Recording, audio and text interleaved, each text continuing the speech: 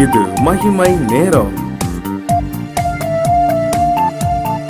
கர்த்தர் இரட்சகருமாகிய இயேசு கிறிஸ்துவின் நாமத்தினாலே மகிமை டிவி நேயர்களை நான் வாழ்த்துகிறேன்.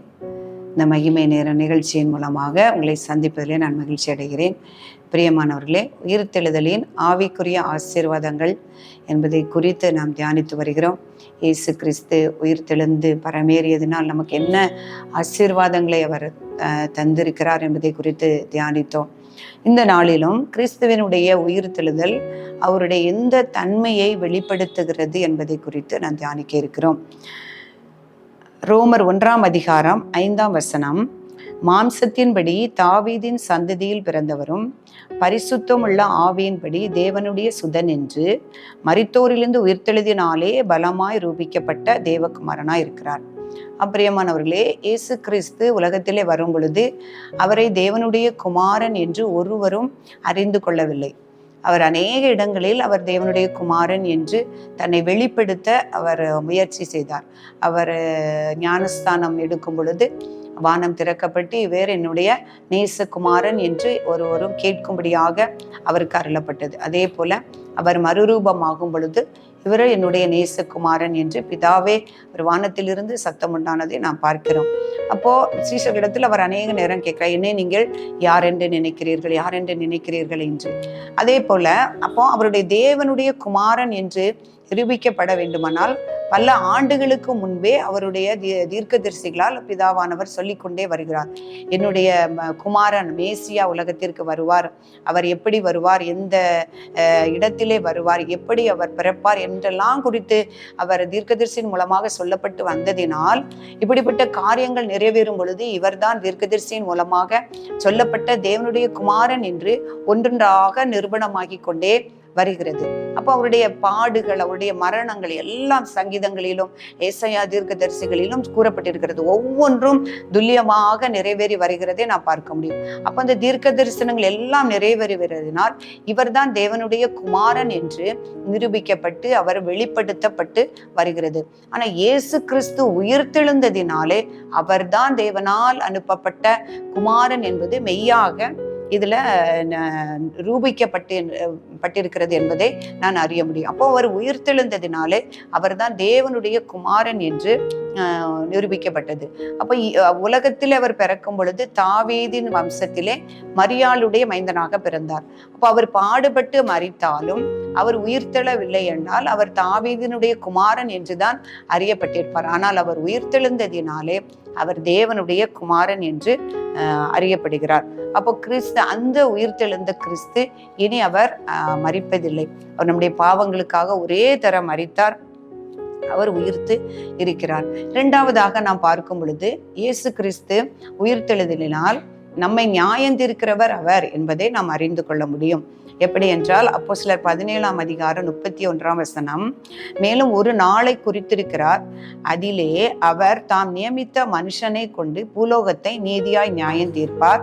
அந்த மனுஷனை மரித்தோரிலிருந்து எழுப்பினதினாலே அதன் நிச்சயத்தை எல்லாருக்கும் விளங்க பண்ணினார்.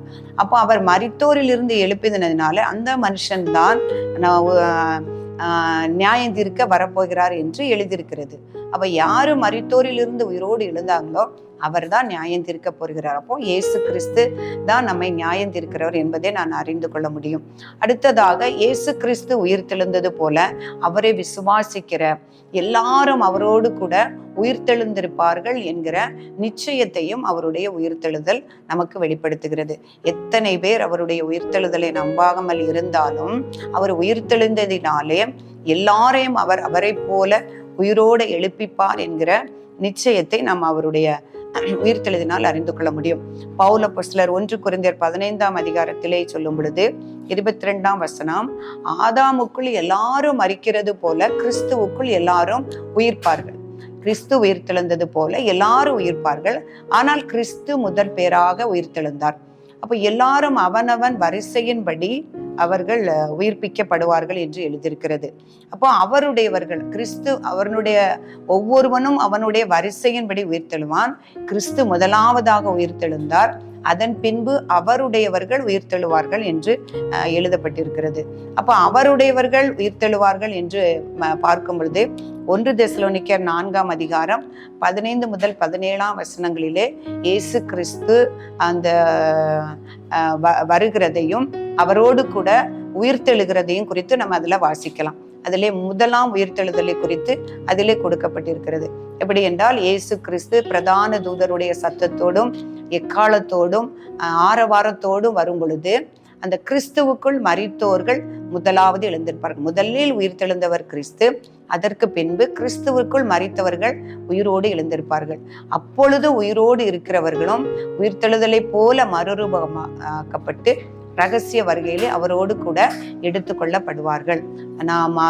அவர் ஆரவாரத்தோடு வரும் பொழுது, கடைசி எக்காலம் துணிக்கும் பொழுது, ரகசிய வருகையிலே அவருக்கு உரியவர்கள் அந்த அவரோடு கூட அவரை எதிர்கொள்ளும்படியாக மேகத்தின் மேல் ஏறி அவரோடு கூட இருப்பார்கள் என்று எழுதப்பட்டிருக்கிறது. அப்போ இந்த முதலாம் உயிர்த்தெழுதல், உயிரோடு இருக்கிறவர்களும் ஆக்கப்பட்டு கிறிஸ்துவுடனே கூட அந்த மத்திய ஆகாயத்திலே இருப்பார்கள். கிறிஸ்துவுக்குள் மரித்தவர்கள் அவரோடு கூட அந்த மறுரூபமாக்கப்பட்டு எழுந்திருப்பார்கள் என்று நாம் பார்க்கிறோம். இந்த முதலாம் உயிர்த்தெழுதலில் பங்குள்ளவர்கள் பாக்கியவான்கள் என்று எழுதியிருக்கிறது. ஏன் அப்படின்னா, அந்த மரித்தவர்கள் எல்லாரும் ஒன்றாக உயிர்ப்பதில்லை. இப்ப தானியேல் புஸ்தகத்துல நான் பார்க்கும் பொழுது 12ஆம் அதிகாரம் 2-3 வசனத்திலே பார்க்கும் பொழுது, பூமியின் தூளிலே நித்திரை பண்ணுகிறவர்களில் அநேகரில் சிலர் நித்திய ஜீவனுக்காகவும் சிலர் நித்திய நிந்தைக்கும் இகழ்ச்சிக்கும் விழித்து எழுந்திருப்பார்கள். அப்ப இந்த முதலாம் உயிர்த்தெழுதலில கிறிஸ்து வரும் பொழுது எழுந்திருப்பவர்கள் நித்திய ஜீவனுக்கு நேராக எழுந்திருப்பார்கள். அவர்கள் தேவனோடு கூட 1000 வருஷம் அரசாழ்வார்கள். அந்த 1000 வருஷத்திற்கு பின்பு அந்த நித்திய நிந்தைக்கு உட்பட்டவர்கள் எழுந்திருப்பார்கள் என்பதாக நாம் வேதத்திலே பார்க்கிறோம். அதனால்தான் அந்த வெளிப்படுத்தல் 26ல முதலாம் உயிர்த்தெழுதலில் பங்குள்ளவர்கள் பாக்கியவான்களும் பரிசுத்தவான்களுமா இருக்கிறார்கள். அவர்களுக்கு 2ஆம் மரணத்திலே அதிகாரம் இல்லை. இவர்கள் தேவனுக்கு ஆசாரியராயிருந்து 1000 வருஷம் அவரோடு கூட அரசாழ்வார்கள் என்று எழுதப்பட்டிருக்கிறது.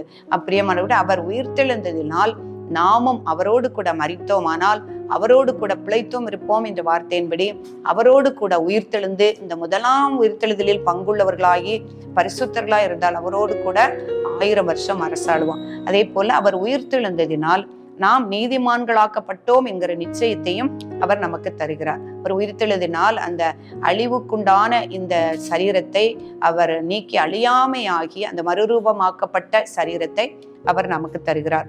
சாவுக்கு எதுவான இந்த சரீரம், இந்த மாம்சம், இப்பொழுது நமக்கு இருக்கிற மாம்சம் எல்லாம் அழிந்து சாகாமையாகிய அந்த சரீரத்தை அவர் நமக்கு தந்து அவருடைய ராஜ்யத்திற்கு நம்மளை சேர்த்துக் கொள்வார். பிரியமானவருடைய உயிர்த்தெழுதலினால் அவர் நம்மையும் உயிர்ப்பிப்பார் என்ற நம்பிக்கையோட அந்த ஒரு பெரிய ஸ்லாக்கியத்தை அவர் நமக்கு தரும்படியாக நாம் ஜெபிப்போம். பரிசுத்தரே, உம்மை துதிக்கிறோம், உம்மை ஆராதிக்கிறோம், உம்மை மகிமைப்படுத்துகிறோம். ஆண்டவரே ஸ்தோத்திரம் அப்பா. உயிர்த்த கிறிஸ்துவை குறித்து நாங்கள் தியானித்து வருகிறோம் அப்பா. அப்பா, நீர் உயிர்த்தெழுந்ததினால் அப்பா எங்களையும் நீர் ஒரு நாள் உம்மில் மரிப்பவர்களை உயிர்ப்பிப்பீர் என்கிற நம்பிக்கையோடு கர்த்தாவே நாங்கள் நடக்க எங்கள் ஒவ்வொருவருக்கும் கிருபை செய்யும்.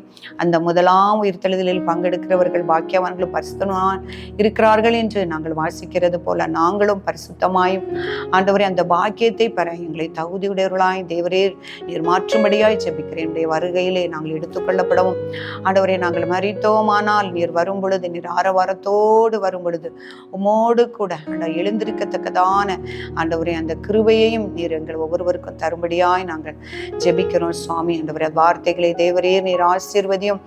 எங்களை தாழ்த்துகிறோம், உடைய நாமத்தையே மகிமைப்படுத்தி உயர்த்துகிறோம். இயேசு கிறிஸ்துவின் நாமத்திலே ஜெபிக்கிறேன் நல்ல பிதாவே.